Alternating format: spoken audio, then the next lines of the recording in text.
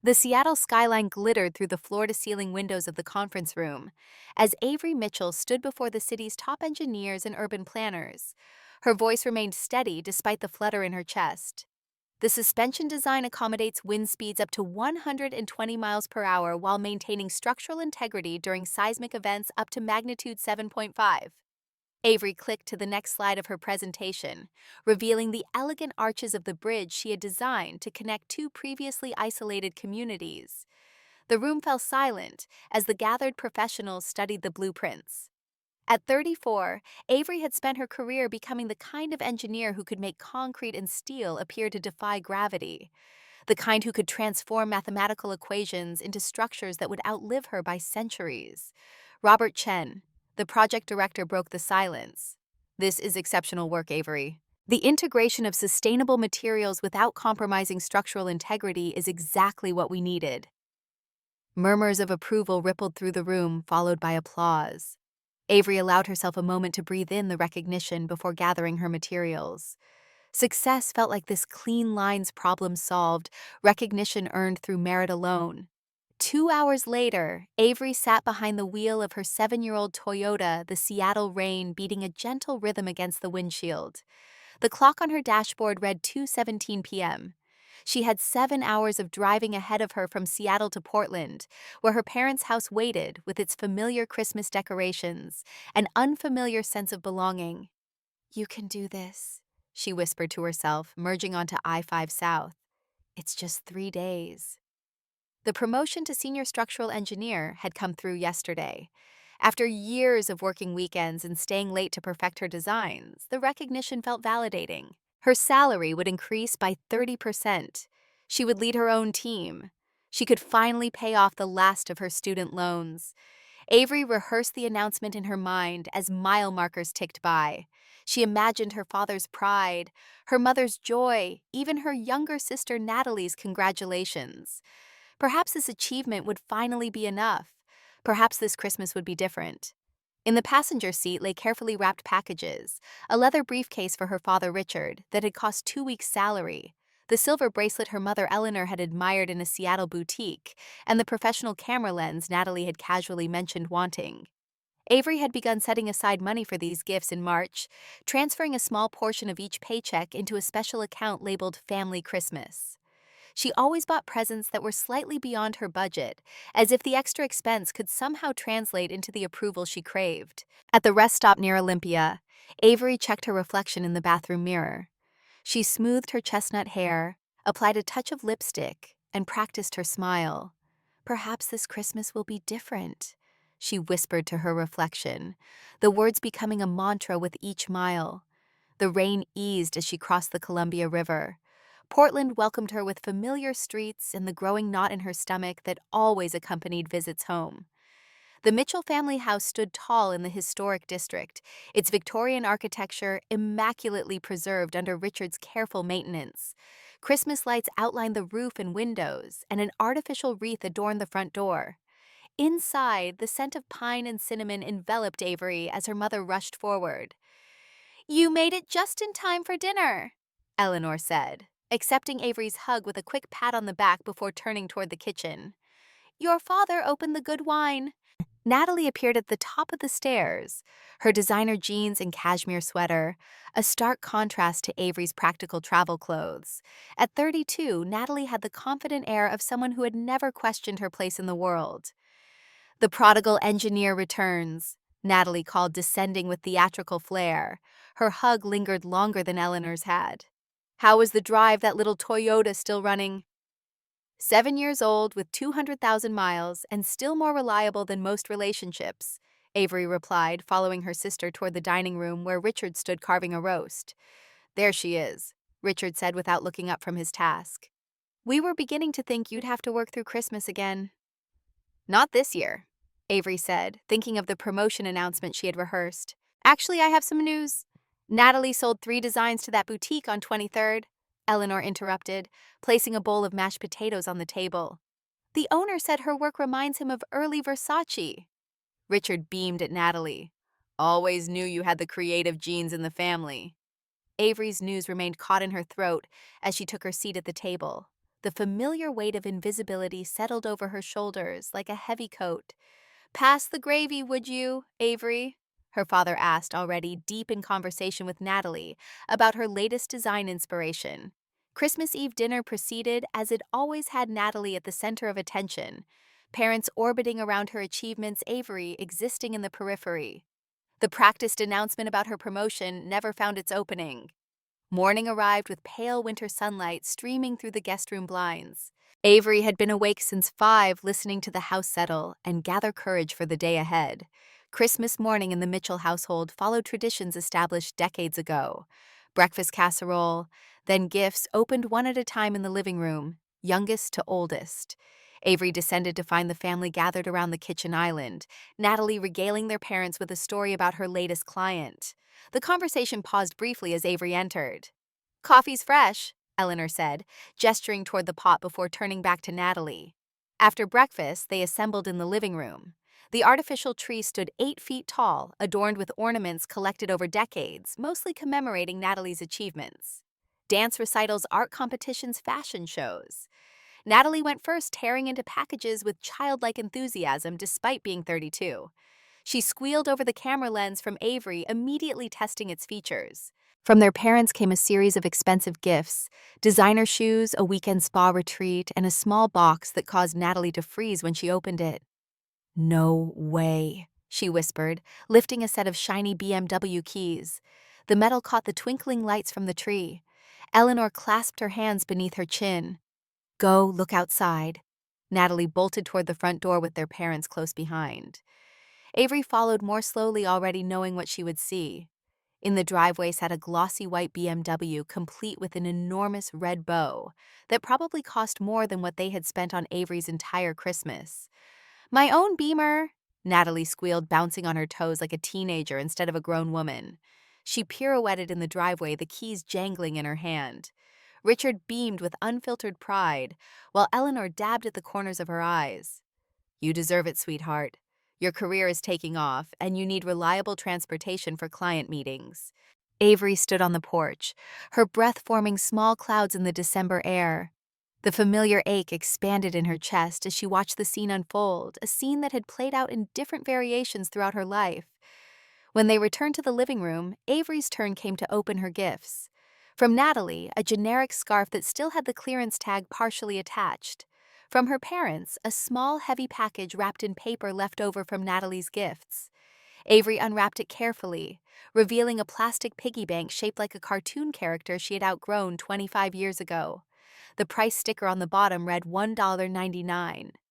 "Open it," Eleanor urged, gesturing toward the small rubber stopper. Avery's fingers felt numb as she complied. 2 crisp $1 bills fluttered out onto her lap. "It's the start of your future home fund, honey," Richard announced with a dismissive wave. "You're always so responsible with money, not like some people." He winked at Natalie, who pretended to look offended. The silence stretched between them until Eleanor filled it. "Natalie needs reliable transportation for her new graphic design clients. Those artsy types expect a certain image, you know." Natalie dropped onto the couch beside Avery, her expensive perfume clouding the air. "Don't worry, sis. I'll drive you around whenever you need." She patted Avery's knee with patronizing gentleness. "Your little Toyota must be on its last legs by now." The Toyota that had carried Avery through 7 hours of mountain passes the previous day. The Toyota she had paid off herself 3 years ago. The Toyota that was more reliable than any relationship in this room. "Excuse me?" Avery managed her voice, sounding distant to her own ears. "Bathroom." She walked, didn't run up the familiar stairs past the wall of family photos, where Natalie's face dominated every frame. The bathroom door closed behind her with a soft click before she twisted the lock. Her reflection stared back, eyes too dry-faced, too composed for the hurricane raging inside. Avery pressed her palms against the cold marble counter, waiting for tears that wouldn't come. The pressure built in her chest instead, like concrete hardening around her lungs. People talked about heartbreak like it was abstract. It wasn't. She could feel each chamber of her heart contracting painfully, blood, struggling to push through narrowing vessels. Her sternum ached as if someone had pressed a knee against it. This is what dying feels like, she thought. Not dramatic, just diminishing. A memory surfaced Avery at 5 years old watching her parents plan Natalie's 5th birthday party. Princess decorations ordered from Specialty Catalog's Pony Rides arranged a 3-tiered castle cake commissioned from the fancy bakery downtown. 30 neighborhood children invited party supplies that glittered and sparkled. The following year, when Avery turned 6, her celebration consisted of a grocery store sheet cake, 2 friends from kindergarten, and party supplies from the dollar bin. "Your sister needs the social stimulation," Richard had explained when Avery asked why their parties were so different. "You're more independent." Independent. Their code for "you don't need us." Another memory rose unbidden: high school graduation. Valedictorian. The carefully crafted speech about persistence and dreams that Avery had practiced for weeks. The empty seats in the family section because Natalie's junior varsity soccer team had an away game. "We'll watch the recording," Eleanor had promised. The VHS tape sat unwrapped on Avery's dresser until she left for college. "Your sister needs the encouragement," her mother had said later. "You always succeed without our help." Without help. Their code for "you're on your own." The college years flickered through her mind as she stared at her reflection. Working 25 hours weekly at the campus bookstore and cafeteria, taking maximum course loads to graduate early, stretching student loans and scholarships while Natalie explored artistic inspiration across Europe on their parents' dime. "Your sister needs to find herself," Richard had insisted during one of their rare phone calls. "You've always known exactly who you are." Known who you are. Their code for "you don't deserve exploration." The patterns crystallized with sudden clarity. Richard controlling the money withholding from Avery while bankrolling Natalie's every whim. Eleanor manipulating emotions, making Avery feel selfish for wanting even scraps of attention. The perfect system, one parent handling financial favoritism, the other maintaining emotional control. When Avery finally descended the stairs, the living room had cleared. Through the window, she could see Natalie sitting in her new BMW adjusting mirrors and exploring features while their parents stood nearby, faces glowing with pride. The night stretched endlessly as Avery lay awake in her childhood bedroom, listening to Natalie's laughter from downstairs as she and their parents planned her first road trip in the new car. At 2:17 a.m., Avery sat up. She packed quickly, taking only what mattered: the faded stuffed bear her grandmother had given her, the photo album from college, the small wooden box containing her first professional blueprint. The expensive gifts she had given them over the years stayed where they were. They had never been about gratitude anyway. The house lay silent as Avery carried her suitcase down the stairs. Her house key rested cold in her palm for a moment before she placed it on the kitchen counter beside the coffee maker that would brew in 3 hours. They had made their choice. Now she was making hers. Streetlights blurred into watery halos as Avery navigated empty highways. The dashboard clock read 3:42 a.m., Christmas morning. Her windshield wipers battled against thickening snow while Bing Crosby crooned about white Christmases from the radio. She twisted the volume knob until his voice faded to silence. "Have yourself a merry little Christmas," she whispered to the empty passenger seat, her voice breaking on "merry." The irony burned like acid. Through Portland's southern outskirts, her Toyota's heater struggled against the December chill. 7 years old with 200,000 miles, this car had carried her through college, first jobs, promotions. It never complained about mountain passes or tight parking spots. Unlike the gleaming BMW sitting in her parents' driveway with its ridiculous red bow, her car had earned its place in her life. Around 6, her phone buzzed against the center console. She glanced down to see her mother's face lighting up the screen. Not, "Are you safe?" or "Please come home." Just, "Did you remember to pay the electric bill for the cabin before you left Seattle?" The cabin they had bought for weekend getaways that Natalie used for Instagram photo shoots. A semi-truck passed, spraying slush across her windshield. For 3 terrifying seconds, Avery drove blind until the wipers cleared enough space to see. Her hands shook against the steering wheel as memories flooded faster than the wipers could clear them away. 5th birthday. Natalie's princess party with professional decorations, pony rides, and a 3-tier castle cake. 30 neighborhood kids in party hats. Avery's celebration the following year. Grocery store sheet cake, 2 friends from kindergarten, party supplies from the dollar bin. "Your sister needs the social stimulation," Richard explained when she asked why. You're more independent. Independent. Their code for you don't need us. High school graduation, valedictorian. Avery's carefully crafted speech about persistence and dreams.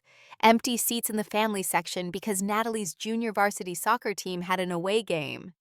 We'll watch the recording, Eleanor promised. The VHS tape sat unwrapped on her dresser until she left for college. Your sister needs the encouragement, Eleanor said. You always succeed without our help. Without help. Their code for you're on your own. College years flashed before her as highway signs counted down miles to the California border, working 25 hours weekly at the campus bookstore and cafeteria, taking maximum course loads to graduate early, stretching student loans and scholarships while Natalie explored artistic inspiration across Europe on their parents' dime. Your sister needs to find herself, Richard insisted during one of their rare phone calls. You've always known exactly who you are. Known who you are. Their code for you don't deserve exploration. Her phone buzzed again. Richard this time. She let it ring until voicemail caught it. The first hint of dawn lightened the eastern horizon as tears blurred oncoming headlights into golden streaks. Avery pulled onto the shoulder hazards blinking and pressed her forehead against the steering wheel. Another memory surfaced Avery at 12, accidentally overhearing her father speaking to a colleague in his home office. At least one of my daughters doesn't disappoint me, he had said. She had stood frozen outside the door wondering if he meant her or Natalie, but somehow already knowing the answer. That same year, Richard had received a significant promotion at his engineering firm. 2 years later came the inheritance from Eleanor's mother. The money had always been there, just not for Avery. The "we didn't have enough when you were going to college" explanation collapsed under the weight of reality. Avery had earned a partial scholarship to a prestigious engineering program, but still needed substantial loans. She had worked nights and weekends while maintaining a 4.0 GPA. Meanwhile, Natalie's fashion design education had been fully funded, including a year of inspiration traveling through Europe. The night before Natalie left for Milan, Avery had stayed up until 3 a.m. helping her sister pack ironing clothes and making travel checklists. The next day, Avery had worked a 36-hour shift at the campus cafeteria and bookstore to cover her own textbooks for the semester. Her phone rang again, not family this time. Sophia Perez, her college roommate turned lifelong friend. Where are you? Sophia's voice, warm and worried, filled the car through Bluetooth. Somewhere in southern Oregon, heading south. To where? I don't know. Avery's voice sounded hollow, unrecognizable. The line went quiet for a moment. Then, come to San Francisco. Stay with me. Family doesn't treat family like this. Sophia knew. She had witnessed the evidence firsthand during college. The packages that arrived for Avery containing practical necessities while Natalie received designer clothes. The holiday breaks when Avery stayed in dorms because flying home was too expensive the same years her parents took Natalie to Aspen and Maui. I can't impose the stop. Sophia's voice turned firm. You've spent your whole life being the helper. Let someone help you for once. The words cracked something open inside Avery. Help. Such a simple concept, yet foreign to her experience. In her family, help flowed one direction toward Natalie, toward her parents, never toward her. Okay, she whispered, surprising herself. Text me your location every hour. Drive safe. I'm making up the guest room. The call ended. Avery eased back onto the highway wipers, clearing fresh snow. For the first time since leaving Portland, her shoulders lowered slightly from their defensive hunch. By 7:30 a.m., she crossed the California state line. The Welcome to California sign gleamed in early sunlight. Her phone screen showed 17 missed calls, 32 text messages. With deliberate motions, she turned off notifications from Richard, Eleanor, and Natalie. The silence felt weightier than any accusation. Her stomach growled, reminding her she hadn't eaten since yesterday's Christmas Eve dinner. A small roadside diner appeared ahead, its neon open sign a beacon in the morning light. Avery pulled into the nearly empty parking lot.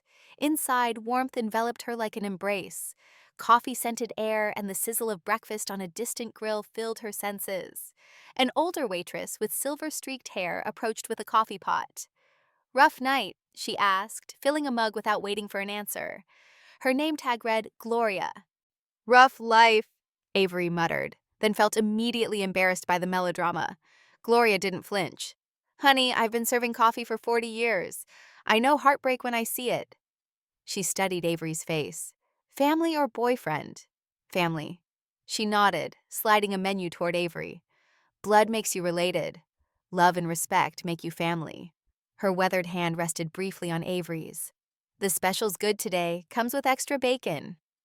Avery ordered the special and wrapped her hands around the coffee mug. Gloria's words echoed as she watched snowflakes dissolve against the window glass. "Blood makes you related. Love and respect make you family." For 34 years, she had been related to the Mitchell family. Perhaps it was time to find out what being part of a real family felt like. 3 weeks later, Avery sat on Sophia's guest bed, staring at her phone vibrating against the nightstand for the 13th time that morning. Richard's number. Again. She counted to 10 before silencing it, adding his call to the growing cemetery of voicemails she refused to resurrect. The first week their messages held confusion. The second concern. Now in week 3, they had evolved into something darker: manipulation wrapped in parental authority. "Avery Elizabeth Mitchell." Richard's latest voicemail thundered through the speaker when she finally checked. "If you don't return this car immediately, I'll report it stolen. This childish behavior has gone on long enough." The Toyota. Her Toyota. The one with her name on the title and 7 years of paid-off receipts. She crushed a throw pillow against her stomach, swallowing the acid that rose in her throat. Eleanor's message followed. "The doctor says my blood pressure is dangerously high because of the stress you're causing. Is that what you want? For me to end up in the hospital because you're being selfish?" Avery deleted them both without responding, though her finger hovered over the screen longer than she cared to admit. Her temporary sanctuary in Sophia's spare bedroom felt both foreign and familiar. The walls were painted a soft terracotta that caught the morning light, warming the space in ways her Seattle apartment never did. On the dresser, her laptop displayed an email she had rewritten 14 times. "Dear Mr. Sanderson, I'm writing to formally request a transfer to the San Francisco office effective immediately." Her finger clicked send before she could reconsider. No family connections, no favors called in. Just her work record, her reputation, her worth as a structural engineer. 3 hours later, the approval arrived in her inbox. Just like that, as if she had always been capable of creating her own path. "You got it." Sophia appeared in the doorway, reading her expression. Her dark curls framed a face lined with genuine happiness for Avery. The concept still felt foreign, someone celebrating her accomplishments without making them about themselves. "I start Monday," Avery confirmed. "Now I just need to find a place. Already called Andrea from book club. She manages apartments in Mission District, rent control, safe building, 20-minute walk to your new office." "You didn't have to." "I wanted to." Sophia cut her off, dropping onto the bed beside her. "Friends help friends, no strings attached, novel concept for you, I know." The words hit their mark. No strings, no obligations, no scorekeeping. The tears Avery had been holding back for 3 weeks threatened to break through. Sophia slid a business card onto her laptop. "I made you an appointment too. Dr. Talia Chen, Tuesday at 4. The card read, "Talia Chen, PhD, Family Therapy." "I'm not crazy," Avery whispered. "No," Sophia agreed.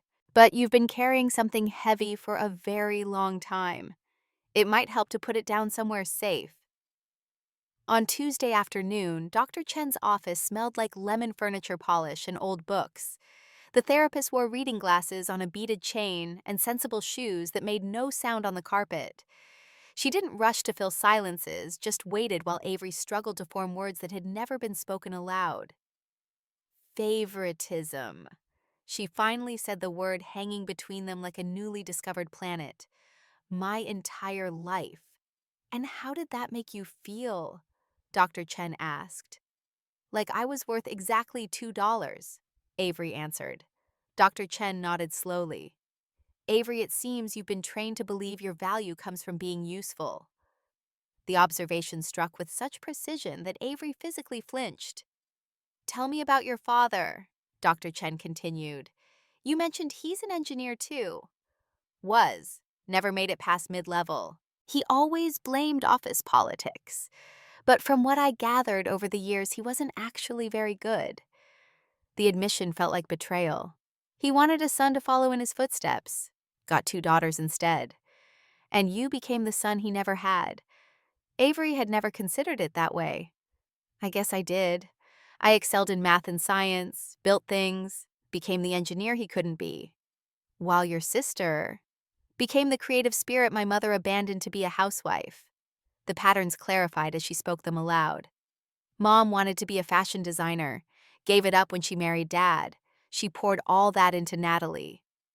So, in a way, Dr. Chen said carefully, neither of you were allowed to simply be yourselves. You became vessels for your parents' unfulfilled ambitions and disappointments. Avery felt something shift inside her chest, a loosening of a knot she hadn't realized was there. In family systems, Dr. Chen continued, we sometimes see children assigned roles. The chosen child and the scapegoat child, the golden child versus the invisible one.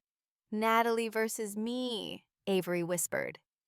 I'd like you to start keeping a journal, Dr. Chen suggested as their session neared its end. Write down moments when you felt dismissed or invisible, but also note the gendered expectations placed on you. The pressure to be perfect, responsible, unemotional traits, often expected of sons, not daughters. Later that week, Andrea showed Avery an apartment in Mission District. The space was small, 650 square feet, with a kitchenette barely wide enough for a refrigerator. But the windows faced west, catching afternoon sunshine that spilled across hardwood floors. It became hers by nightfall. She bought a futon, a lamp, and a small desk. Nothing more. The emptiness felt intentional rather than impoverished. Space to grow into. Sophia dragged her to a community center the following Saturday. Pottery class, she announced. You need something that isn't work or therapy. Avery protested until her hands sank into cool clay, feeling it yield and resist simultaneously. The instructor, a woman with silver hair and paint-spattered overalls, stood behind her. Don't force it, she murmured. Listen to what it wants to become. Her fingers trembled as they shaped something from nothing. By class end, she had created a small, imperfect bowl with uneven edges. It was hideous and beautiful and entirely hers. While walking home, Avery noticed a woman about her age waiting at a bus stop. She wore a NASA t-shirt under a blazer. I like your shirt, Avery said, surprising herself with the initiation. The woman smiled. Thanks, I'm Maya. I work at the research center. Avery, structural engineer. No way we need more women in STEM. Maya's face lit up. A bunch of us meet Thursdays for happy hour. Women engineers, scientists, coders. You should come. Avery started to decline automatically, then stopped herself. I'd like that. The first video call came 4 weeks after Christmas. Avery answered on the third ring, steeling herself against the familiar surge of guilt their faces triggered. Where have you been? Richard demanded immediately. His face filled the screen red with indignation. Your mother has been worried sick. Behind him, Eleanor dabbed at eyes that remained strategically dry. San Francisco, Avery answered calmly. I transferred offices.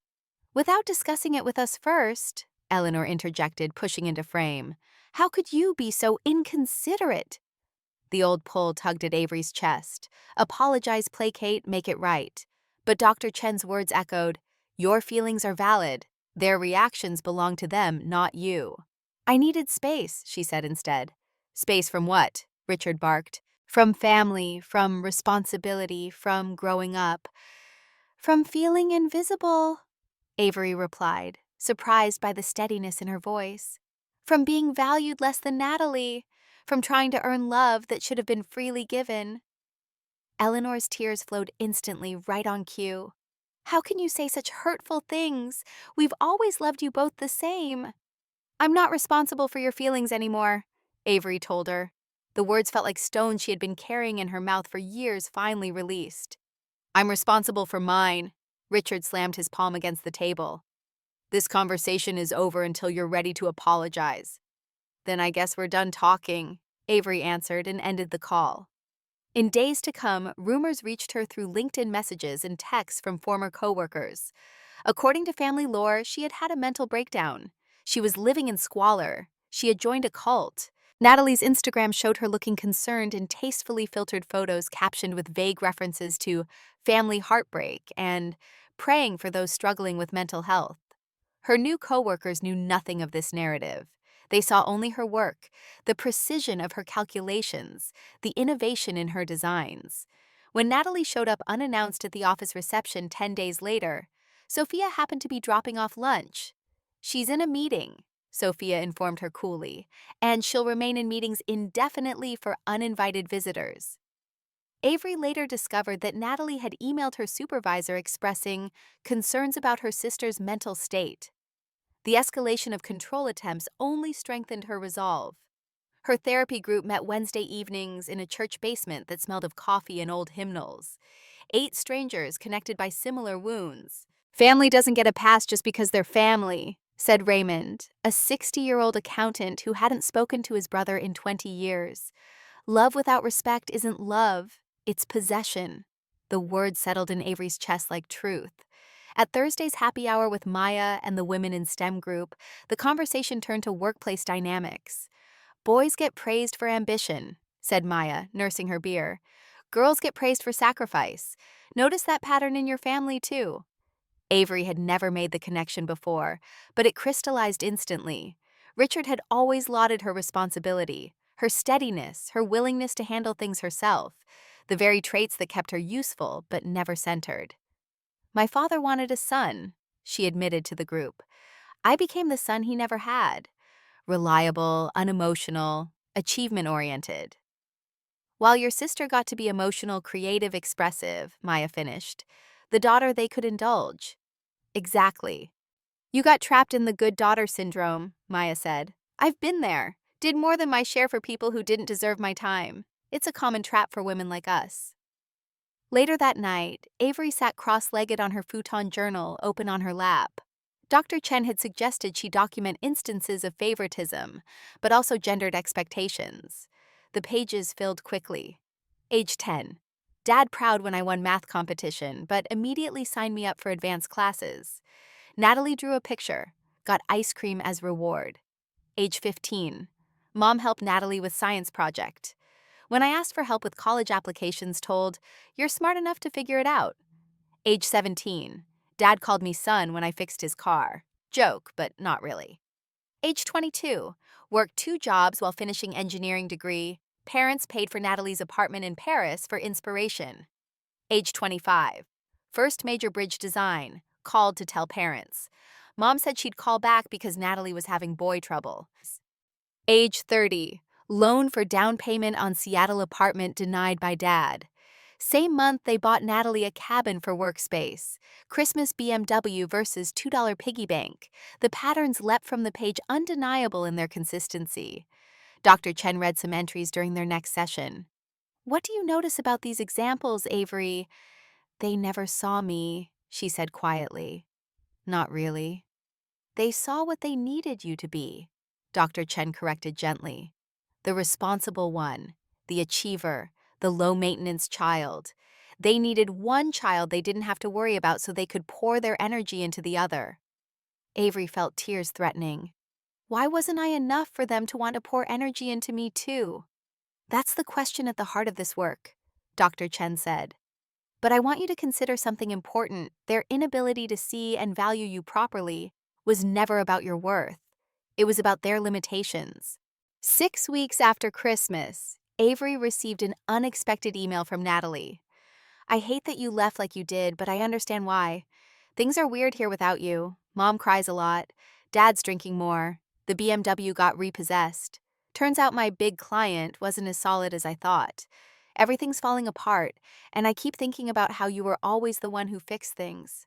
I miss you, even though I know that's selfish to say right now." Avery showed the email to Dr. Chen during their next session. "Notice how even in reaching out, she's positioning you as the fixer," Dr. Chen observed. "The responsible one, who makes things better." "I never realized how trapped Natalie was too," Avery said. "She became exactly what Mom wanted, just like I became what Dad wanted. Neither of us had a choice." "You have choices now," Dr. Chen reminded her, "including whether and how to respond." Avery chose not to reply to the email. Not yet. She needed more time to find her voice without family expectations drowning it out. On a rainy Saturday morning, she sat in her apartment surrounded by pottery pieces from the community class. Misshapen bowls and lopsided vases lined her windowsill, tangible reminders that perfection wasn't the point. Creation was. The plastic piggy bank sat on her bookshelf. She had started filling it with $2 bills, one for each week of freedom. Not as punishment, but as a reminder. Sometimes the smallest betrayals revealed the largest truths.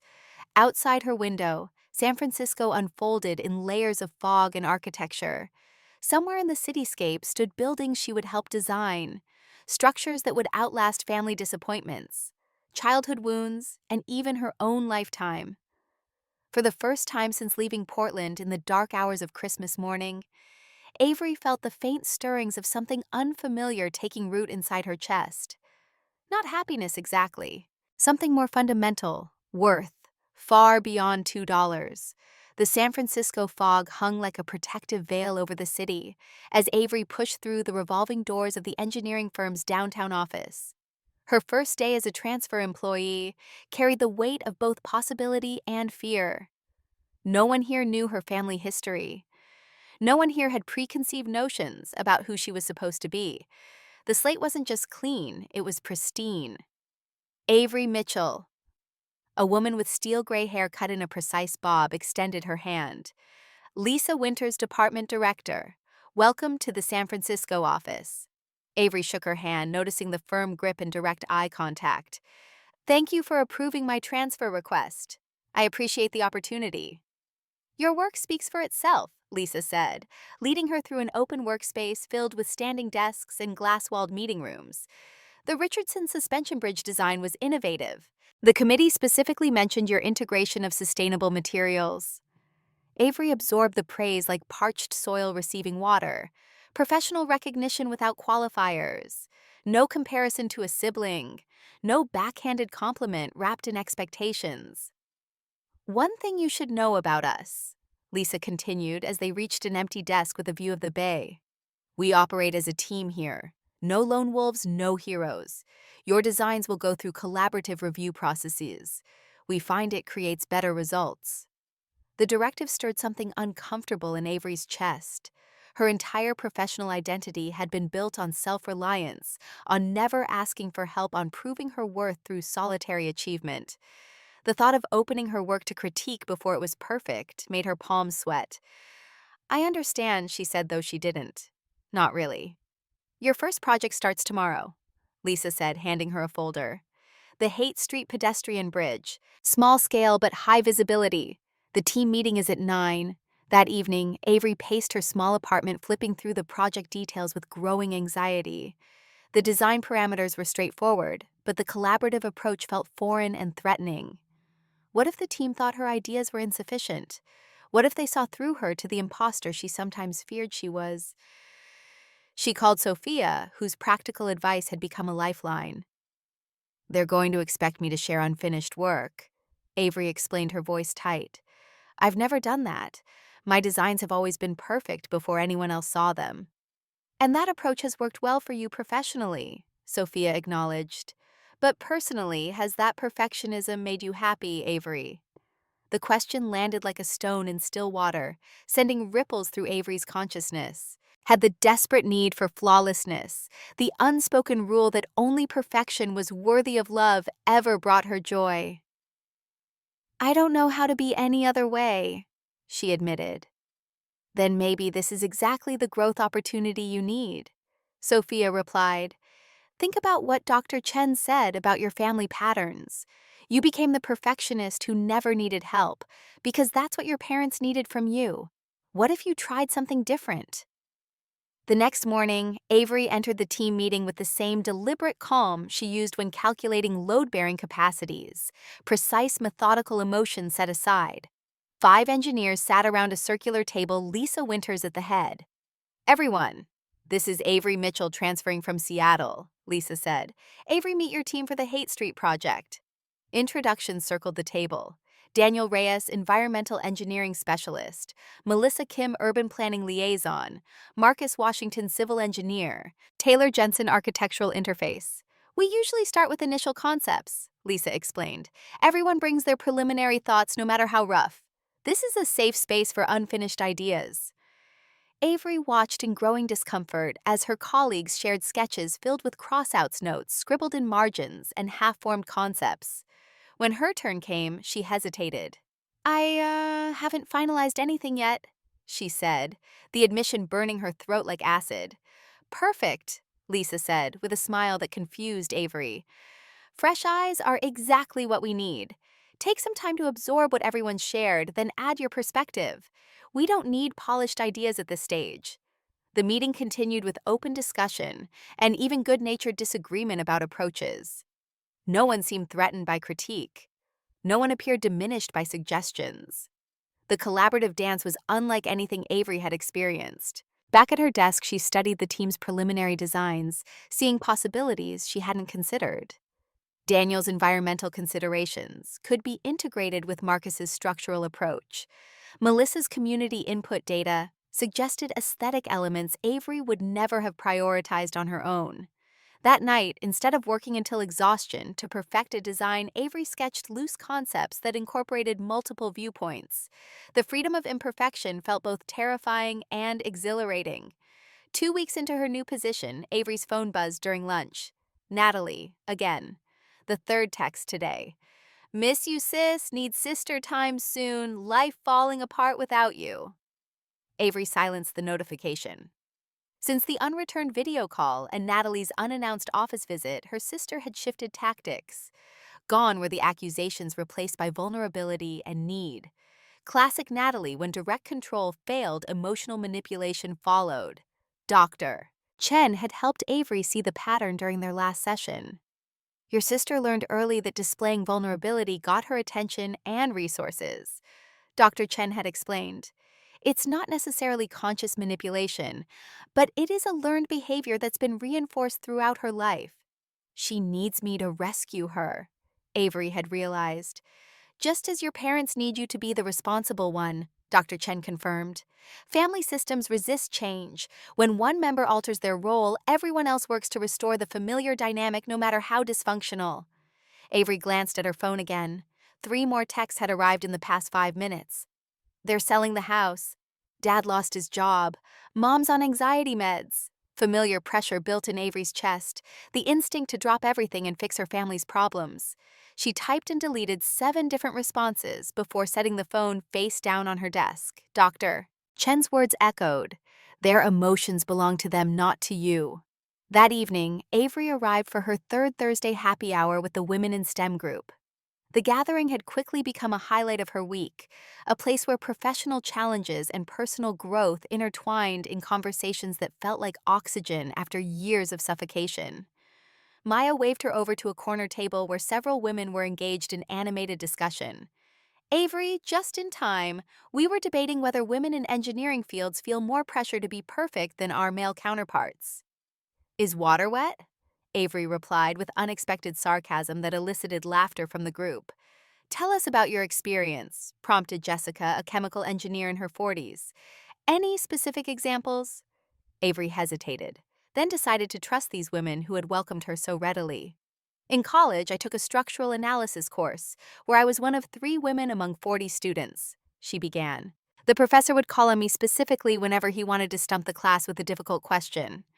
One day, I got an equation wrong at the board. She paused, the memory still sharp enough to draw blood. After class, he told me I needed to work twice as hard because female brains process spatial relationships differently. I ended up with the highest grade in the class, but I studied until 3 a.m. every night to do it. Nods of recognition circled the table. Classic, Maya said. I was told I was too emotional for giving the same feedback a male colleague had given the day before. My supervisor referred to me as motherly in my performance review, added Jessica, because I helped mentor junior team members exactly what my job description required. As the stories flowed, Avery felt something shifting inside her. The perfectionism she had attributed to her family dynamics had broader roots, societal expectations placed on women in male-dominated fields, the invisible tax of having to prove and reprove competence. The good daughter syndrome, Maya said later as they walked toward the BART station. It's not just a family thing. It's how women are conditioned generally. Be perfect. Be helpful. Don't take up too much space. Don't ask for too much. I never connected those dots before, Avery admitted. I always thought it was just my specific family situation. It's both, Maya said. Society's expectations get filtered and amplified through family dynamics. But here's the real question: now that you see the pattern, what are you going to do differently? The Haight Street pedestrian bridge project reached a critical phase in Avery's third week. The team had settled on a design concept that integrated elements from everyone's input, including Avery's innovative structural approach that reduced materials while maintaining integrity. Daniel, the environmental specialist, had been particularly supportive of her ideas. His office was next to hers, and she often found him leaning against her doorframe in the late afternoon, asking thoughtful questions about her calculations, or offering insights about sustainable materials. We should celebrate the preliminary approval, he suggested after Lisa had given the team's concept a green light. A few of us are grabbing dinner at that new place on Valencia. You should join. Avery's automatic response formed a polite decline, a retreat to solitude, the safety of distance. But Dr. Chen's latest challenge rang in her mind. This week, try saying yes to one social invitation that makes you uncomfortable. That sounds nice, she said instead. What time? The evening stretched beyond dinner into drinks at a nearby jazz bar. Avery found herself sharing stories about Seattle, about her favorite bridges around the world, about the childhood fascination with building blocks that had evolved into her career. Daniel spoke about growing up in New Mexico, about his passion for sustainable design, about the year he spent with Engineers Without Borders in Ecuador. When he walked her to her apartment door, the moment hung between them, not romantic exactly, but filled with possibility. I enjoyed tonight, he said simply. Me too, Avery replied, meaning it. We should do this again sometime, just the two of us maybe. The suggestion sent warmth through her chest alongside a flutter of panic. Relationships meant vulnerability. Vulnerability meant potential hurt. Her hand tightened on her door key. I'd like that, she said, surprising herself again with this new voice that seemed to be emerging, a voice that could say yes to uncertainty, that could risk imperfection. The next morning, an email notification chimed as Avery prepared for work. The sender's name made her freeze, Richard Mitchell. The subject line read simply, Urgent Family Matter. Her finger hovered over the delete button before curiosity won. The message was uncharacteristically brief. Your mother is in the hospital. Anxiety attack. Keeps asking for you. Please call. The familiar vice tightened around Avery's chest. Her mother's health had always been weaponized against her Eleanor's migraines appearing whenever Avery asserted independence, her heart palpitations coinciding with any boundary Avery attempted to establish. But what if it was real this time? She arrived at Dr. Chen's office that evening with the email printed out, her hands trembling slightly as she handed it over. What does your instinct tell you? Dr. Chen asked after reading it. That it's manipulation, Avery said. But what if I'm wrong? What if she's really ill and I ignore it? What kind of daughter does that make me? Dr. Chen set the paper aside. Avery, we've talked about how your family trained you to be the responsible caretaker. This email fits the pattern perfectly: minimal information, maximum guilt, urgent action required from you. So you think it's not true? I think whether it's literally true or not isn't the point, Dr. Chen said carefully. The pattern is what matters. If you rush back into the old dynamic, what message does that send? That manipulation works. That their emergencies automatically override your boundaries. Avery twisted her hands in her lap. So I just ignore my mother being hospitalized. That's not what I'm suggesting, Dr. Chen replied. There are options between dropping everything to rush to her side and complete disregard. You could call the hospital directly to verify her condition. You could express concern without assuming responsibility. You could acknowledge the situation without abandoning your boundaries. The possibility of a middle path hadn't occurred to Avery. In her family, everything was binary, all in or all out, perfect or worthless, responsible or selfish. After her session, Avery sat in her car and dialed the main number for Portland Memorial Hospital. Yes, they confirmed Eleanor Mitchell was a patient. No, it wasn't critical, she was under observation for anxiety and would likely be released tomorrow. With this information, Avery composed a careful email to her father. I've confirmed Mom is in the hospital. I hope she receives the care she needs and recovers quickly. Please keep me updated on her condition. No promises to visit, no assumption of responsibility, no apology for maintaining her distance, just acknowledgement and appropriate concern. Richard's reply came within minutes, a lengthy diatribe about family obligation and Avery's selfishness. The final line confirmed Dr. Chen's assessment. If you cared at all, you'd be on the first plane to Portland. Avery forwarded both messages to Dr. Chen with a simple note. You were right. The emergency was the hook, not the reality. The next day, a familiar figure appeared at the engineering firm's reception desk. Natalie. Again. But this time Avery had been warned by the front desk, giving her a moment to prepare. Should we call security? The receptionist asked, clearly remembering the previous incident. No, Avery decided. I'll see her. Natalie looked different from their Christmas encounter. The designer clothes remained, but her usual polished appearance had slipped. Dark circles shadowed her eyes, and her highlighted hair had grown out, showing darker roots. When she saw Avery, her face crumpled. You wouldn't answer my texts, she said accusingly. Avery led her to a small conference room away from curious colleagues. What are you doing here, Natalie? Mom's in the hospital. I know, I called the hospital directly. She's being released today. Natalie's expression flickered with surprise before regrouping. Dad lost his job. The house is being foreclosed. Everything's falling apart and you're just living your best life in San Francisco like nothing's happening. The familiar guilt rose in Avery's throat before she recognized the pattern. This was the family playbook: create crisis, demand rescue, maintain the dynamic. I'm sorry things are difficult, she said carefully. That must be really hard for all of you. Natalie blinked, clearly expecting a different response. Perhaps an offer of money, a promise to return, an assumption of responsibility. That's it. Sorry things are difficult. We're your family. Avery. Yes, you are. Avery agreed. And I care about you. But I can't fix these problems for you. I'm not asking you to fix anything. I just need... Natalie stopped abruptly. What? What do you need, Natalie? Her sister's eyes filled with tears. I need my big sister. The one who always knew what to do. The one who made everything okay. For the first time, Avery saw the situation from Natalie's perspective. Her little sister had been raised to believe that Avery would always handle the difficult things that Natalie's role was to need rather than to provide. It wasn't entirely Natalie's fault she had been shaped by the same dysfunctional system. I can't be that person anymore, Avery said gently. It wasn't healthy for either of us. Then what am I supposed to do? Natalie's voice cracked. I don't know how to handle any of this. The BMW got repossessed. My design clients dried up when they realized I couldn't deliver what I promised.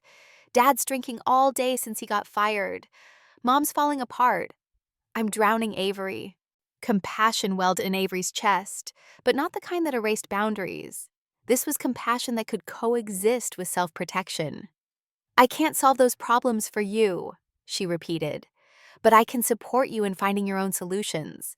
Have you considered therapy? Natalie scoffed. Therapy, that's your answer. It's been helping me understand our family patterns, Avery said. How Mom and Dad created roles for us that weren't healthy. How we both got trapped in those expectations. Natalie's defensive posture softened slightly. What do you mean? I was the responsible one, the achiever, the fixer. You were the creative one, the emotional one, the one who needed taking care of. But those weren't choices we made, they were roles assigned to us. Natalie stared at her, something shifting behind her eyes. I've never thought of it that way. I could give you Dr. Chen's number. She might be able to recommend someone in Portland. I can't afford therapy, Natalie said, the admission clearly costing her pride. I can barely make rent. Avery considered her response carefully. The old pattern would be to immediately offer money to rescue. The new pattern required something different. I can help you make a budget, she offered. Look at your expenses, prioritize necessities. But I can't just write checks, Natalie. That would put us right back in the old dynamic. Natalie's face hardened. So you'll let us lose the house. Let Mom have another anxiety attack. Let Dad drink himself to death, all because you're too selfish to help. And there it was, the manipulation tactic that had worked for decades. Make Avery responsible for everyone's well-being. Frame her self-care as selfishness. No one is going to die if I don't rescue the situation, Avery said, surprised by her own clarity. Mom's anxiety is treatable with proper medical care. Dad's drinking is his responsibility. The house… She paused, remembering something. Wait, isn't the house paid off? Dad mentioned that years ago. Natalie's gaze shifted away. There's a second mortgage and a home equity line of credit. Dad used it to invest in some business venture that failed, and to buy my car. The BMW. Of course, the symbol of parental favoritism had been purchased with borrowed money against the family home. The irony wasn't lost on Avery. I'm sorry, Natalie. That sounds incredibly stressful, but I can't fix it. Can't or won't, Natalie challenged, tears streaming now. Both, Avery admitted. I can't fix problems that aren't mine to solve, and I won't put myself back into a situation that was destroying me. Natalie stood abruptly. I always knew you were selfish. All those years pretending to be the perfect sister. But when we really need you, you abandon us. The accusation would have devastated Avery just weeks ago. Now she recognized it as the desperate attempt. It was a final effort to trigger the guilt that had always worked before. I love you, Natalie. That hasn't changed. When you're ready to build a relationship based on mutual respect instead of rescue and dependence, I'll be here. Natalie left without another word, her exit as dramatic as her entrance had been. Avery remained in the conference room waiting for the familiar wave of guilt and responsibility to crash over her. It didn't come. In its place was a strange mixture of sadness and peace, grief for the healthy family she had never had, acceptance of the reality she was now choosing to see clearly. When she returned to her desk, Daniel glanced up with concern. Everything okay? Receptionist said your sister showed up again.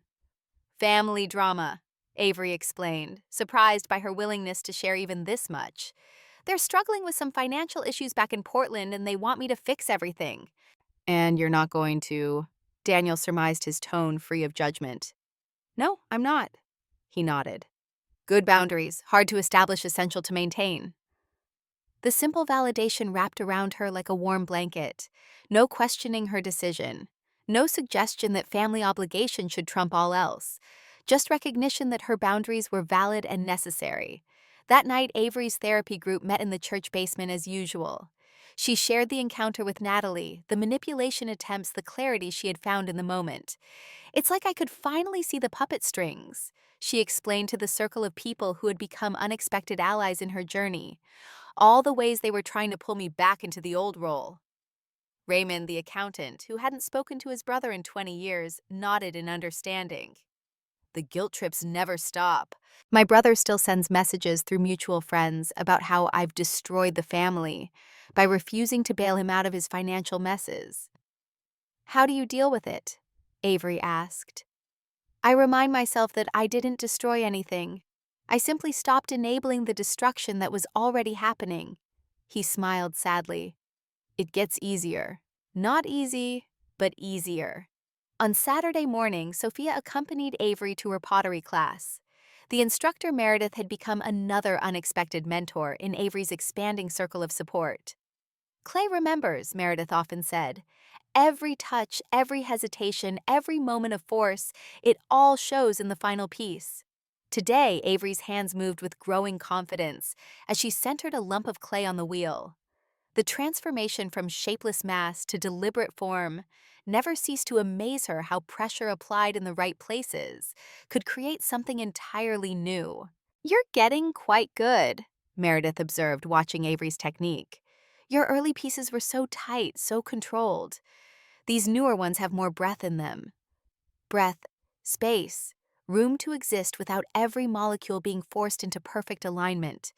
Meredith gestured to the vase taking shape under Avery's hands. See how the walls have variation. That's not weakness, it's character. After class, Sophia helped Avery carry her finished pieces to the car. 3 bowls and a vase each bearing the marks of her learning process. Not perfect, but increasingly intentional.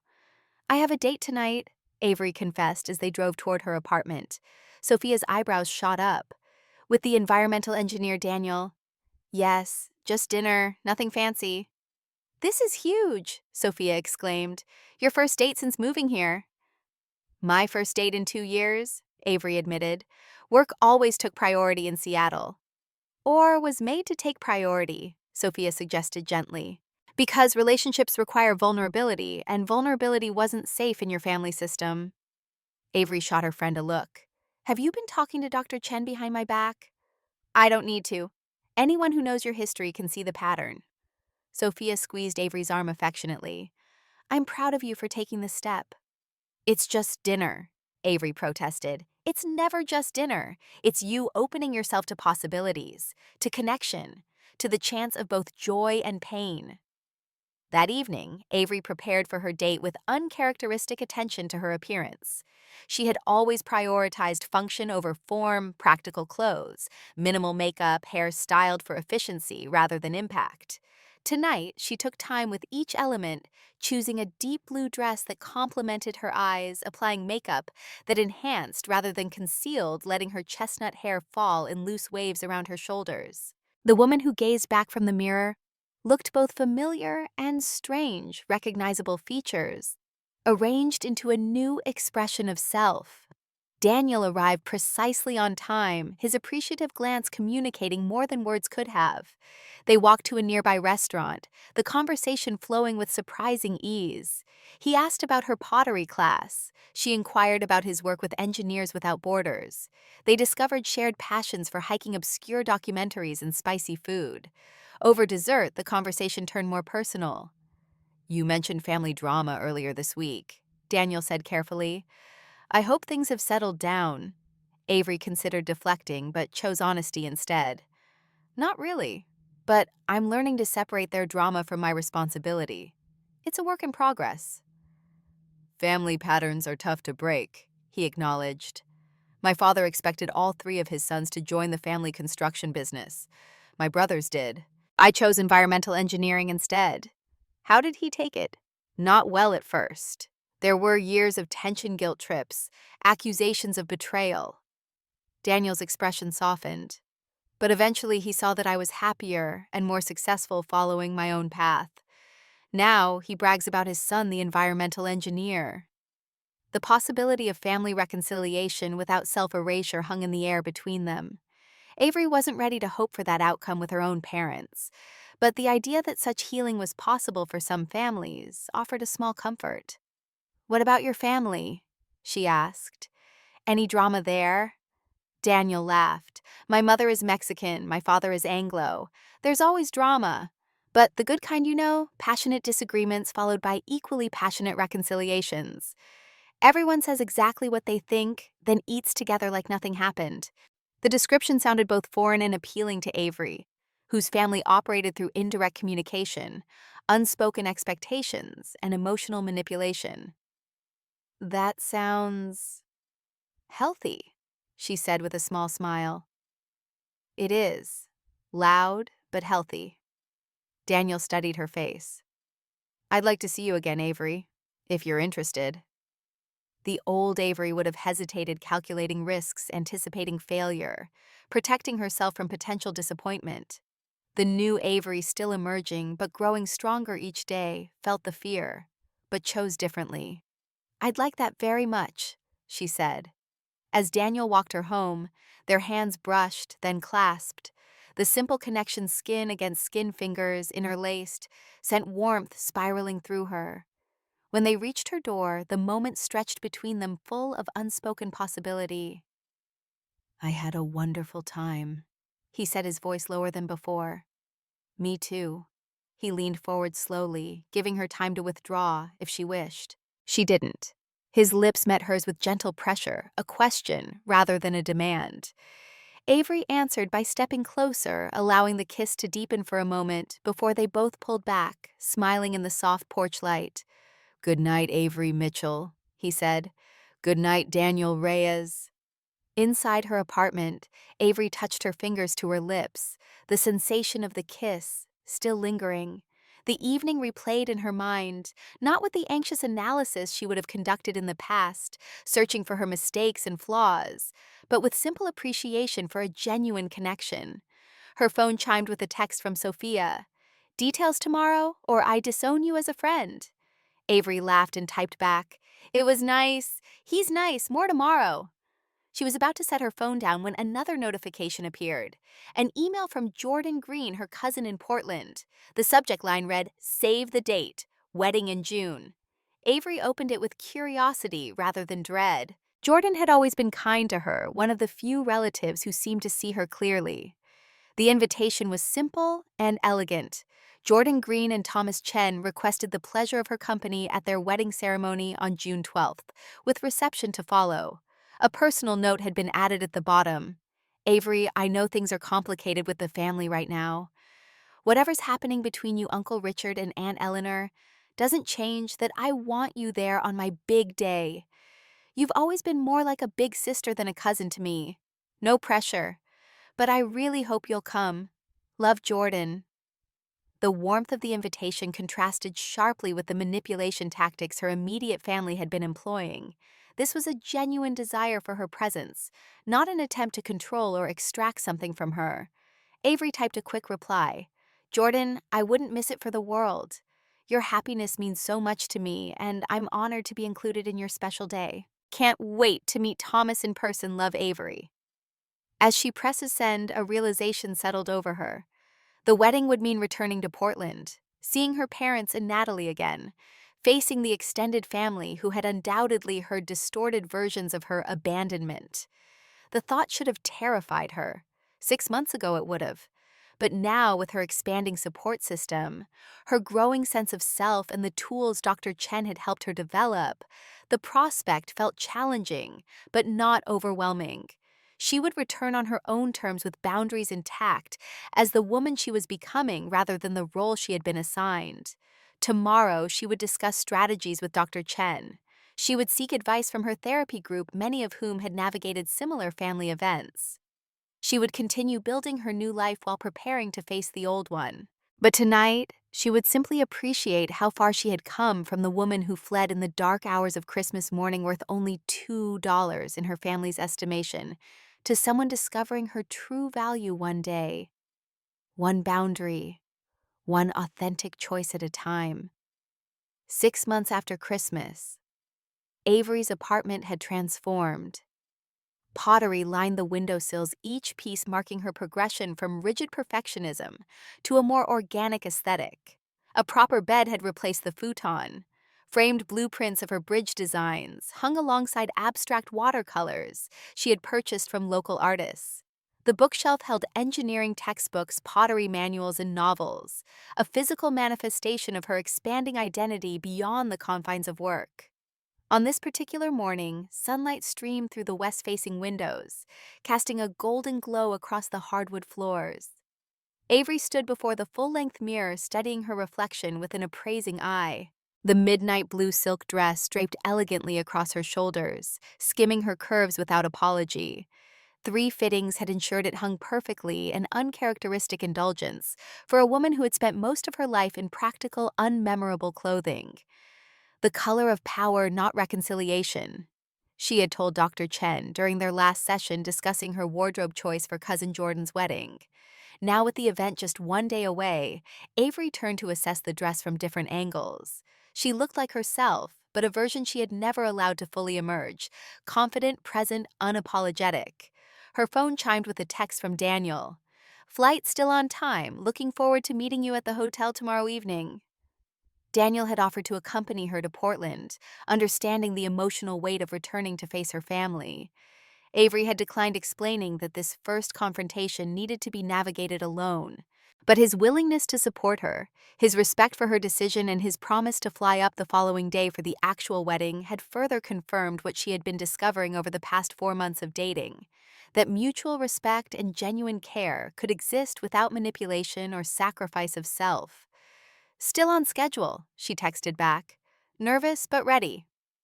She packed methodically, choosing outfits that reflected her new self rather than blending into the background as she once had. Into a leather portfolio went the evidence she had been compiling, the photo album documenting decades of favoritism, financial records, showing the disparity in parental support, even birthday cards with their telling messages. Dr. Chen had called it reality anchoring, tangible proof to counteract the gaslighting she anticipated. Your family will try to make you question your perception, Dr. Chen had warned. They'll insist you're exaggerating, that you've always been treated equally, that your memories are distorted. Having concrete evidence isn't about winning an argument, it's about holding on to your truth when they try to rewrite it. As Avery zipped her suitcase closed, her gaze fell on the plastic piggy bank sitting on her bookshelf. She had continued adding $2 bills, one for each week of freedom, now totaling 26. The collection had transformed from a bitter reminder to a talisman of growth.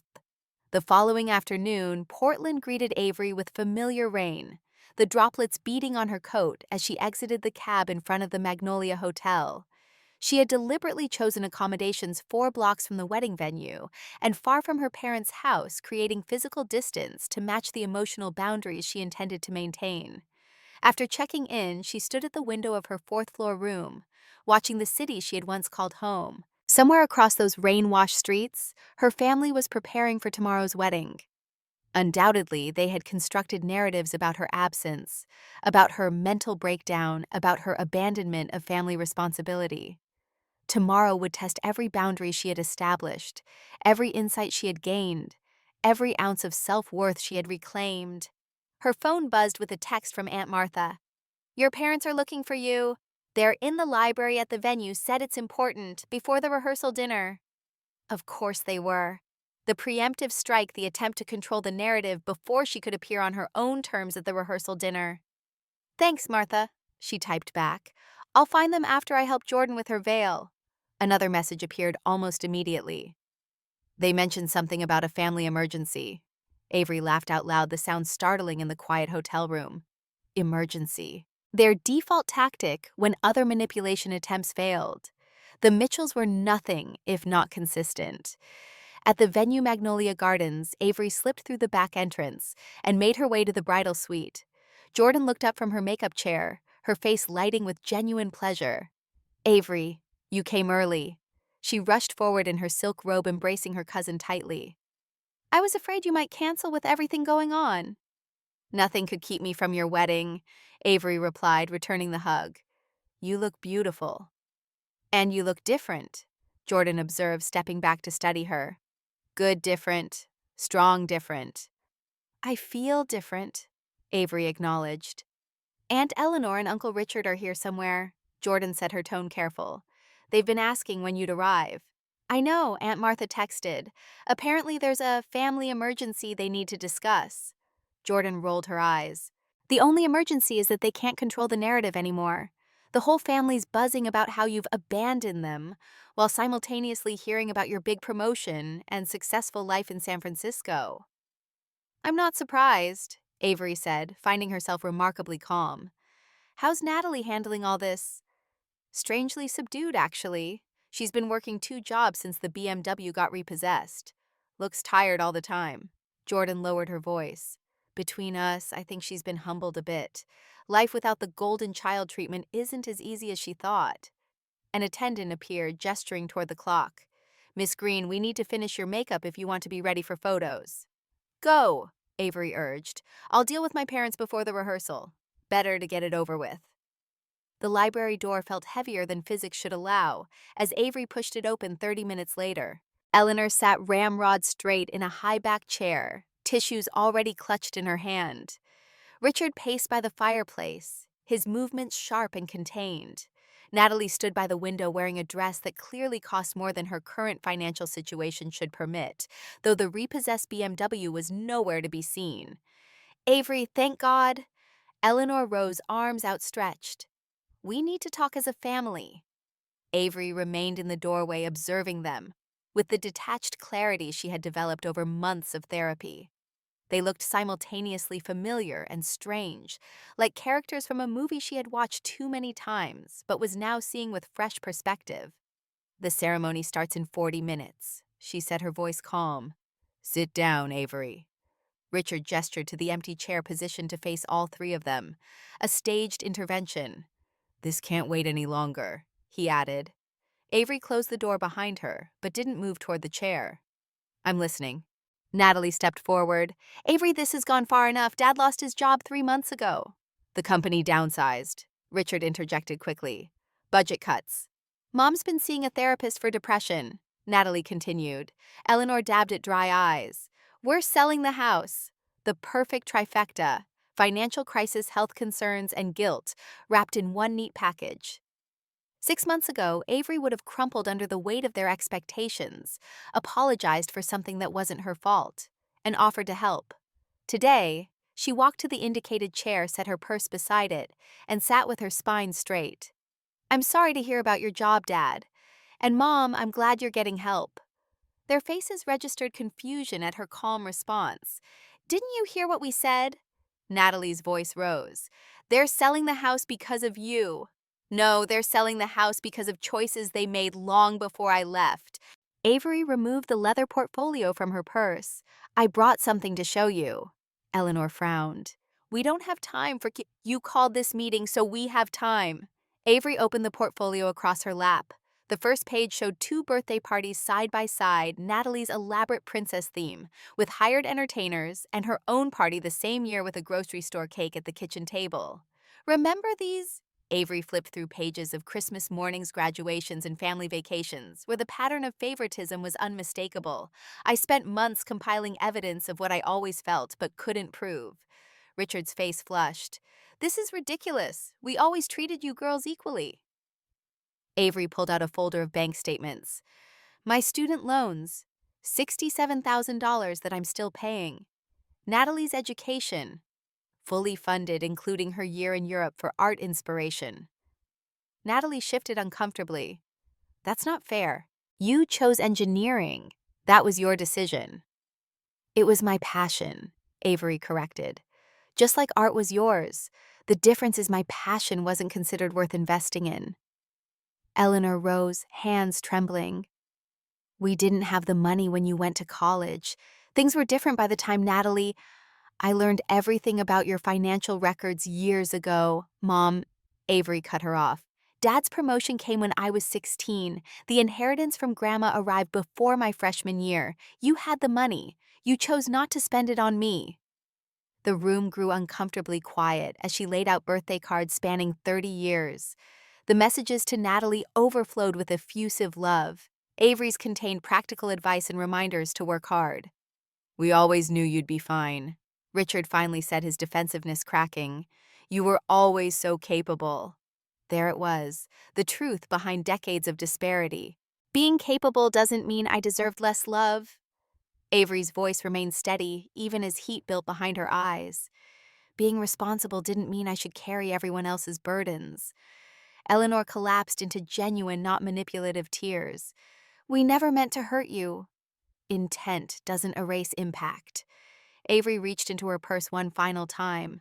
The plastic piggy bank made a hollow sound as she placed it on the coffee table between them. Richard stared at it. What is this nonsense? Avery removed the rubber stopper. Dozens of crisp $2 bills spilled out unusual currency that caught the eye. I've saved a $2 bill for every week since Christmas, she explained. This isn't about money. It's about what you thought I was worth. Natalie picked up one of the bills, turning it over in her fingers. I never realized how it looked from your side. They never taught me to stand on my own, Natalie admitted, her voice lacking its usual defensive edge. I was set up on a pedestal from childhood, and now I don't know how to get down. Outside the library, relatives passed by, their voices floating through the heavy door. In minutes, they would gather to celebrate love and commitment, while the Mitchell family confronted decades of its absence. I don't want apologies, Avery said, standing. I want change. I'll consider reconciliation under 2 conditions: family therapy and respect for my boundaries. Richard opened his mouth to argue, but Eleanor placed her hand on his arm. We'll do it, she said, surprising them all. Whatever it takes. Then she added more quietly, your father was right about one thing. You are like him, the engineer, the builder, the logical thinker. That's why we treated you differently. Richard's face contorted with an emotion Avery had never seen him express: shame. You reminded me of what I could have been, He admitted reluctantly. smarter, more successful. It made me uncomfortable. And you, Eleanor turned to Natalie, were my second chance at a creative life I gave up. I pushed you into design because I wanted to live through you. The admission hung in the air, raw and painful, but finally honest. Avery gathered her evidence and the piggy bank, but left its contents on the table. That's yours to keep, a reminder of what happens when you value one child over another. Walking toward the door, she paused with her hand on the knob. I need to take my seat for the rehearsal. My friend Maya is saving me a place. As she stepped into the hallway, her back straight and heart lighter than it had been in months, she heard Natalie whisper to their parents, "She's different now." Natalie was right. The woman who left that Christmas morning carrying nothing but grief and resolution was gone. In her place stood someone who finally understood her own worth wasn't measured by what others thought she deserved, but by what she refused to accept. The rehearsal dinner unfolded with the expected mix of sentiment and formality. Avery sat with Maya, who had flown in that morning to provide moral support, deliberately choosing a table far from her immediate family. Curious relatives approached throughout the evening, their questions thinly veiled attempts to gather information about the family rift. "You're looking well, Avery," Uncle Simon commented, clasping her hand. "That job in San Francisco must agree with you." "Senior project manager now," she replied, the words still tasting new on her tongue. His eyes widened. "No kidding. That's wonderful." More relatives orbited toward her as the evening progressed. Cousin Michael confessed he had always noticed the different treatment. Aunt Martha hugged her too tightly, whispering, "Your father lost his job 3 months ago. Your mother's on anxiety medication." Avery absorbed each revelation with the strange detachment of someone watching waves break against a shore from which they had retreated to higher ground. After dinner, Natalie approached Avery on the terrace. The evening air carried the scent of roses from the garden below. "The BMW got repossessed," she blurted out without preamble. "I'm drowning in debt. Design clients dried up. Dad can't help anymore." Her voice cracked. "I don't know how to do this, Avery. I never learned how to stand on my own." The confession hung between them. 7 months ago, Avery would have immediately offered Solutions money and a place to stay. The old Avery would have added this burden to her collection. Instead, she placed her hand gently on Natalie's arm. "That sounds really hard, Natalie." She felt compassion without responsibility, a distinction that had taken months of therapy to learn. "I'm sorry you're going through that." Natalie's eyes widened slightly at the response. Compassion without rescue. "I can help make a budget," Avery offered, "but I can't fix this for you." Natalie swallowed hard. "I'm trying therapy, you know. Dr. Winters. She says I have something called learned helplessness, that I was trained not to solve my own problems." "That sounds about right," Avery agreed. "How's it going?" "Hard, really hard." Natalie's gaze drifted toward the garden. "Sometimes I'm angry at Mom and Dad for setting me up to fail like this. Other times I'm angry at myself for not seeing it sooner." "The anger is part of the process," Avery said, remembering her own journey through that emotion. "It gets easier. Not easy, but easier." Over Natalie's shoulder, Avery saw Jordan in her pre-wedding glow, surrounded by bridesmaids. Tomorrow would bring its own challenges.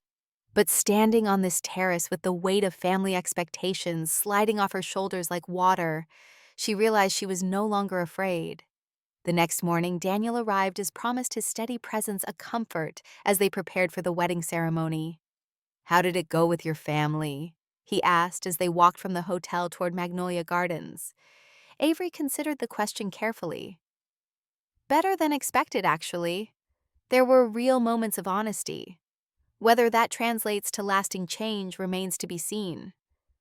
"Change takes time," Daniel said, "and consistent effort. And boundaries," Avery added. "Lots of clear, firm boundaries." The ceremony was beautiful in its simplicity. Jordan radiated happiness as she exchanged vows with Thomas, their genuine affection evident in every glance and touch. Avery sat with Daniel and Maya, deliberately placing herself in the middle of a support system, rather than beside her parents as the seating chart had originally dictated. At the reception, Eleanor approached their table visibly nervous.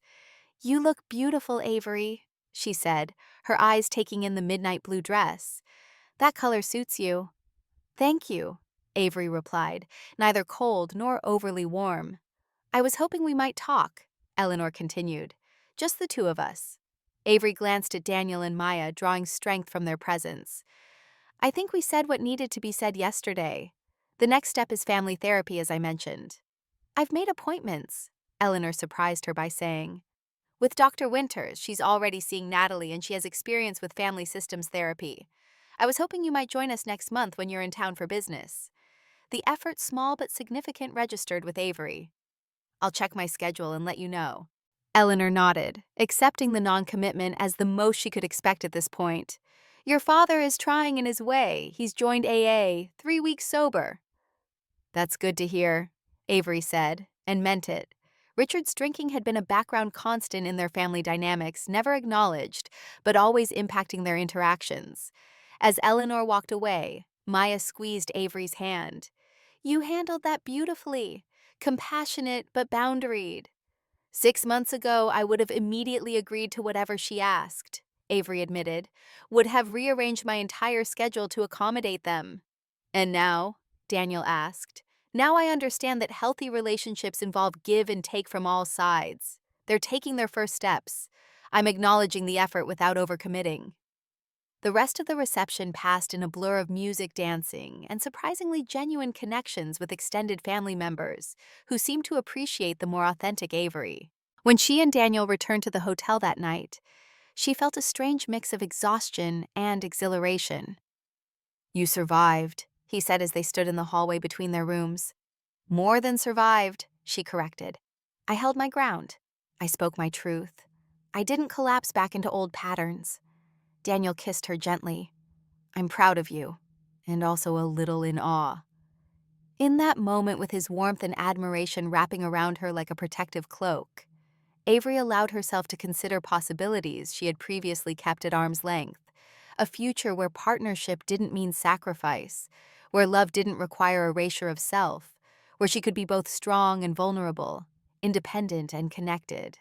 "Stay with me tonight," she asked, the invitation encompassing more than the immediate moment. His smile held understanding of all she was offering. "I'd like that very much." Christmas morning, 1 year after her pre-dawn flight from Portland sunshine, spilled across the hardwood floors of Avery's San Francisco apartment as friends gathered around a table that actually belonged to her. The scent of rosemary and sage from the roasting turkey mingled with laughter. Real laughter, not the strained kind that used to echo through her parents' house. "To Avery." Maya raised her glass, her dark eyes sparkling in the light from the window. "Who builds bridges better than anyone I know, both at work and in life?" Avery's cheeks warmed at the toast. 1 year ago today, she had placed a house key on a counter and driven away from everything familiar. Now she stood in an apartment filled with people who chose to be here, surrounded by pottery pieces she had created with her own hands. "And to Senior Project Manager Mitchell," added Daniel, his fingers brushing hers under the table. His touch still sent electricity through her. Not the lightning strike of infatuation, but the steady current of something building toward permanence. "Whose team finished the Richardson Tower project 2 weeks ahead of schedule?" he continued proudly. Daniel understood deadlines and structural integrity, an environmental engineer who valued sustainability in buildings and relationships alike. When he had first asked her to coffee 10 months ago, she had almost declined. Old habits of self-sacrifice died hard. Dr. Chen had called it progress when she said yes. The kitchen timer chimed, saving her from having to acknowledge their praise. Some changes took longer than others. "Need help?" asked Daniel, following her into the kitchen. "I've got it." The words slipped out automatically. Then she caught herself remembering Dr. Chen's gentle challenge. "Accepting help doesn't diminish your strength. Actually, could you carve the turkey? I never learned how." Her phone vibrated with a video call from Natalie. Monthly calls, a boundary they had established after the wedding confrontation. She answered while Daniel handled the carving. "Merry Christmas," Natalie said, her face filling the screen. Her apartment visible behind her looked smaller than Avery's. No designer furniture, no luxury car parked outside. Working 2 jobs had given her a new perspective on money, along with the shadows under her eyes. "You look happy," she said, her voice softer than it used to be. "Your place looks beautiful." "It feels like home," Avery replied, angling the camera to show her pottery studio in the spare bedroom, once formless clay now shaped into bowls and vases that lined the shelves. "How are Mom and Dad?" "Dad's 90 days sober today," Natalie reported with cautious pride. "He wanted me to tell you. The AA meetings are helping. He's different when he's not drinking." Avery nodded, not ready to fully process that revelation. "And Mom, still volunteering at the community center. She wanted to come to the call but had an emergency food drive." Natalie paused. "They ask about you. Not in the old way, though." They talked for a few more minutes before saying goodbye. The wall clock showed it was time for dinner.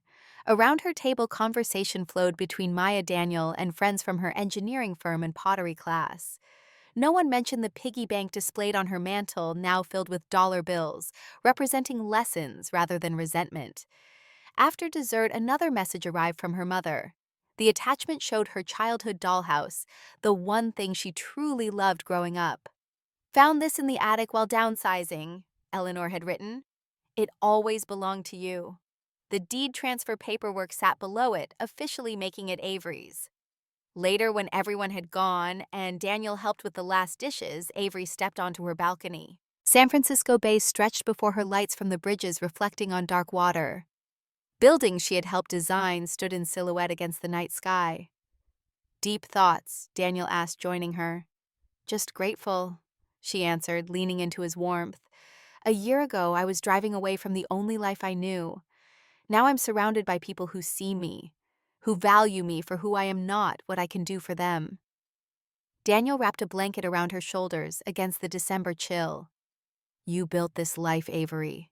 Brick by brick, boundary by boundary." She smiled, thinking of the bridges and buildings she designed. Structural integrity, in engineering and in life.